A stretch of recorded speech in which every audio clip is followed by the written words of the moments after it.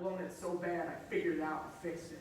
What you get the luck to do is, I'm trying to teach all this stuff so you don't have to pay that expensive lesson. This is the inexpensive one where you don't have to make the mistake, right, to do it. And all the things we're talking about, they work. Because this is the bigger mistake you could make right now. Check it out. Hey, you're doing all this stuff. You're trying to get new people. How many people are hunting to try to get new people in your place right now? Right? Everybody, right? But the problem is, okay, I'm not saying don't hunt. You got to do it. But what happens is we hunt, right? And we hunt. And then we bring in people. And a lot of time we bring in the wrong people because we don't know what our culture is. And then the wrong people come in, which drives the ones that we did have out. And then those ones that were the wrong ones that come in leave too. And then you did double damage on your business and still no culture. And then you got to figure out how to try to invest more or do something else to try to drive more people into it. So I'm challenging you. Don't you see that in the customer bucket, guys, what are you doing all the time? Like how often do you thank the people for being there? How often do you just go out of your way and do things that are so amazing that your service is so beyond and your culture is so beyond they won't leave you? If you are not spending any time there and you're more worried about the new exercise that you're going to learn or the new, you just heard about some new superfood in the Amazon, gotta try it, right? Then you're missing it. So does everybody get this graph? I didn't invent it, but does everybody see it? This is from a different type of business, but I think it approaches ours too. This, guys, is your gold. This is your gold right there. All the people that you have. Taking care of them like it's your life's blood, right? And instead, we're worried about the other people, and then we haven't created something for the ones that are in there. Really important. Which takes us here. I don't know how you say it, but I think this is one. I don't know if you call them members. I don't know if you call them clients or whatever else, but here's what I would challenge you to change. It's not memberships, it's relationships. How about this one? Because this is real world. Does anybody here need like 2,000 people to make their gym run and make a good living? No, you need like 100 people from your community that you could create a culture that, hey, it could be different than anywhere else, but you'll find the 100 that really like what you do, or 150, or 200. I don't know what your number is, but the whole thing is, don't talk about, you need 100 relationships that you got to manage. That's what you need to do, right? Not bury them in hard workouts or whatever else is coming. Develop those relationships. That's a big one. So I would that'd be another good thing to write down. How's my relationships right now? Are there any that are strained? Are there any that aren't good? Is there anybody in my program? I don't really know them. I don't know what's going on. I don't know what makes it tick. Because here's another one. What did I say is one killer of culture? Ego. You know what another one is? Yeah, you could say disconnect or lack of contact. Whatever you want to say. Like, guys, don't be shocked when they leave if you have no relationship with them. But if you have a strong relationship with them, it's going to be tough for them to go. Right? How much time are you spending on that? And if you say you don't have time, turn off Netflix. Because, man, you know what I'm getting really tired of, guys? I hear too many people talking about the 60th episode of some stupid show that they watched, and yet they're struggling. Right? You invest 60 hours into the culture of your business, you will rage. Right? It's just where your priorities are.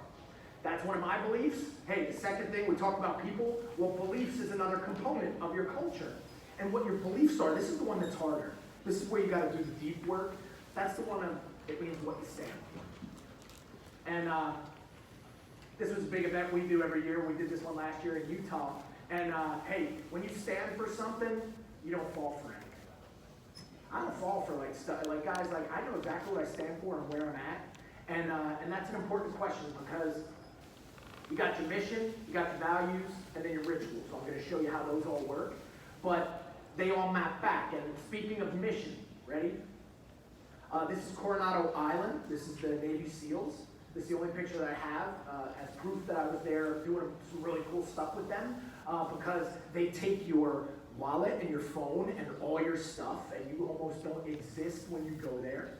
They geared me up. I got to see all their training, all this stuff. I got to go through their famous O course, which was super, super challenging.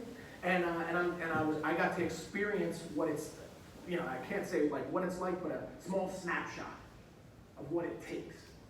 And one of the head guys, the commanders, was walking me through and showing me all this stuff. And he said, hey, do you know that we invest like $10 million in every Navy SEAL? And yeah, that didn't shock me. I was like, yeah, for sure. I'm like, well, yeah, of course. Right? And then he says, but did you know they're actually worthless? See, that one I was a little more shocked. Like, I tried not to, whatever, but just like some of you guys in the crowd that I kind of was like, I'm trying to process that one. And then he smiled and he said, they're worthless till they got a mission. He said, then they become the most dangerous fighting force on the face of the earth. Did everybody hear that? So watch this. You invest all this money. You went to college. You did all this stuff. You spend all your time. You bought equipment. You got a place going. What's the mission? You got it down in like 7 words or less that you know every morning when you wake up, you're on this like mission and it directs every decision you gotta make? Guys, I've been to like, it's 35 countries in the last 5 years, and I asked that question and no one has an answer. How about this one? What do you stand so strongly for you're willing to die for it? And it's usually crickets. Watch this. Hey, is sleep important? How many hours a night do you need? How many people in this room, being honest, don't get 8 every night? Watch, right? You don't stand for it. You don't stand for it. How many people think nutrition is important to health? How many people don't eat as good as they could? They know it. Don't stand for it. We have a culture, unfortunately, here, of a lot of people that don't stand for much. Talk a lot of smack about stuff, but don't stand for a lot of stuff. It's time tonight, guys. This would be another question to really write down. You want a deep dive? What do you stand for? What do you stand for, and what does your business stand for, so that everybody can understand it that goes and works with you, and it helps you decide. Like, guys, one big part of my thing, my mission, is like I'm trying to save as many lives as possible. 1 million a year. That's the mission, right? Right here, we've got a couple hundred people in the room. If each one of you impacts 1,000 people, there's a couple 100,000 people positively if I do the right stuff. I know exactly what I gotta do, right? Did you hear that? My kid right now is essentially by herself without a coach because I gotta be here because I'm on mission. I'm gonna get there as fast as I can, but the whole thing is this mission's bigger than one track meet. Do you see how the decisions are really easy to make? Where, can you imagine, Marguerite's not gonna be here because his kid has a track meet. You might have understood that, but at the end of the day, that wouldn't have been so good, right? How are you making those decisions, guys? Like, they only happen when you know what you're doing and what you have to, okay? So, here's what I would suggest too, and it's gonna be funny. Don't look up mission statement, go see what Google does and steal it. That's dumb, I see a lot of people do that. Oh, I like those words, yeah, it's to be positive and honest and create this, like, what are you talking about? Like, what do you stand for? Like, what are you about? Until you figure yourself out, it's hard to help somebody else do it. This is where the deep work happens. I'm setting you on an adventure where, guys, in an hour I can't teach everything, but for the next year you can do this deep work and come back and be different, right? Which is cool. So mission, I'm challenging you. If tonight you go out and drink instead, you've already told yourself what the mission is. You already know, right? But if tonight you do this work, you get 8 hours of sleep, you start standing for something, people are going to follow you. Right? But don't be shocked when they don't. You walk in with a bigger bag of McDonald's and a bigger energy drink than they got into the class, what are they following you for? Right? It's hard. Does everybody get it? And hey, everything I'm saying is not to bring you down. I'm giving the greatest stuff that helped me bring everybody up, which it's important. So next one. When you're building this mission, it's got to give something back. I think, you know what's funny? If you remember, there was this period of time when everything was like, do a charity event, do some charity event. But you know what it was? It was always like a sneaky event where it was all to like collect emails and do other things or other stuff. Guys, no, you got to give back. Like, so what are your businesses giving back to the community?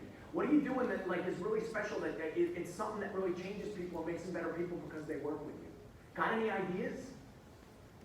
So I don't know what those are. You should be writing them down and figuring it out. Right? That would be a culture that would be better. Because I heard this story, which is interesting, about values. That would be the next one. Like, so what are your values? What do you stand for? Right? And I met with a professor who was an expert in culture, and he gave me this story, and I couldn't forget it. There's a school in New Jersey, where I'm originally from, and the guys, it was more of an inner city kind of school, and they were having some challenges.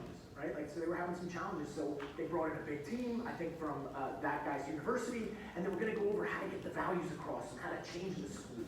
So, good idea.